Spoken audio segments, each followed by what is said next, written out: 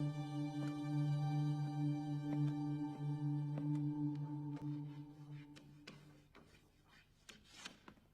word jihad is mentioned in the Quran about 41 times.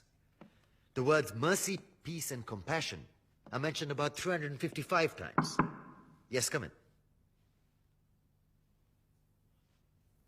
Come on in, Riaz. Sit down, please. Contrary to popular belief in most Western cultures, Islam is a religion that preaches peace and tolerance. Yes, Patricia. If Islam truly is a religion that preaches peace, then how come the world's most troubled spots, the West Bank, Afghanistan, Pakistan, Iraq, they're all plagued with Islamic terrorism? Well, that depends on your definition of terrorism. Some might argue that the U.S. invasions of countries like Iraq and Afghanistan are also acts of terrorism. No, those were acts of war to get rid of despotic regimes. Or a means of getting at a country's oil. Conspiracy theories. Well, May I? Yes, please. Go ahead, Riaz. Mr. Khan is right. I mean, if we're talking about terrorists, the world's biggest terrorists are the white superpowers. Come on now. No, really, stop and think about it. Explain 9/11. Okay. Do you know how many people died in the Twin Towers strike? Around 3,000. And do you have any idea how many people died in the bombing on Afghanistan? Take a wild guess. More than 15,000 people died.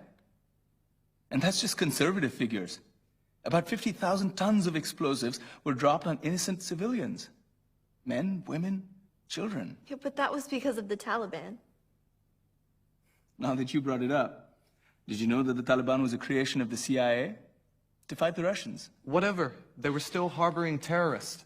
Yeah, right. Terrorists that were never found. Just like the weapons of mass destruction that were never found in Iraq. Do you want to get into the death toll in Iraq? 500,000 civilians and counting. And what do Britain and America say when they don't find these weapons? It's simple. They just say sorry. And still refuse to relinquish control of these countries. What are you trying to say? What I'm trying to say is that just because you're American, wear a fancy suit, and call yourself the president, doesn't make you any less of a terrorist.